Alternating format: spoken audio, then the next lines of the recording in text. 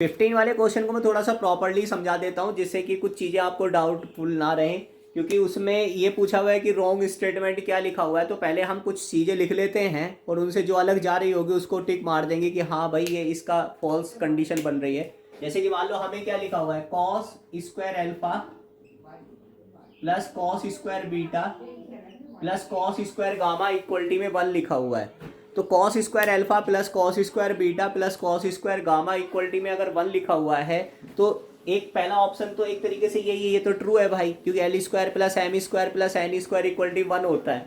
अब इसी को हम क्या लिख सकते थे, इसको लिख सकते थे हम 1 माइनस में साइन स्क्वायर एल्फा, इसको लिख सकते हैं 1 माइनस में साइन स्क्वायर बीटा, इसी को लिख सकते हैं हम 1 माइनस में साइन स्क्वायर में गामा इक्वलिटी में क्या लिख सकते हैं 1। तो ये 1 और 1 2 और 1 3, तो माइनस में साइन स्क्वायर एल्फा माइनस में साइन स्क्वायर बीटा माइनस में साइन स्क्वायर गामा इक्वलिटी में 1 माइनस में 3 आया तो ये -2 हो जाएगा। और ये नेगेटिव नेगेटिव नेगेटिव हट करके ये sine square alpha plus sine square beta plus sine square gamma equality में 2 आ रहा है। तो ये ऑप्शन भी ठीक है।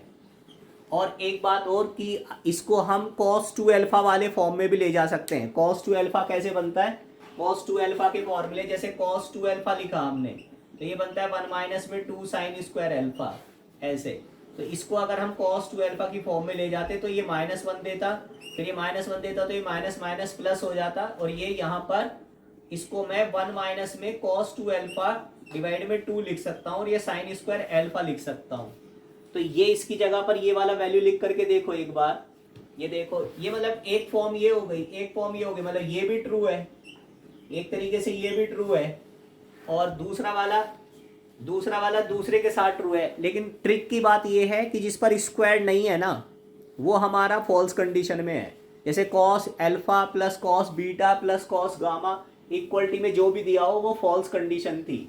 इसका मतलब ये जो पार्ट लिखा हुआ है कॉस एल्फा कॉस बीटा और कॉस गामा के साथ जो भी वैल्यू लिखी हुई है वो तुम्हारा फॉल्स में जाएगा, मतलब ये करेक्ट नहीं है, ये करेक्ट नहीं है। इसमें से फॉल्स स्टेटमेंट इस टाइप से थी, क्योंकि हर एक जगह देखो तो स्क्वायर है, cos 2 अल्फा के साथ में स्क्वायर नहीं है, मतलब cos 2 अल्फा के साथ में बनाओगे तो साइन स्क्वायर अल्फा को cos 2 अल्फा बना रहे हो। मतलब एक तरीके से समझ लो जो पावर है उसके एंगल में बैठी हुई है तो वो उसके साथ ठीक ऑप्शन में जा सकती है, लेकिन अगर सिंगल सिंगल है तो वो नहीं जाएगा।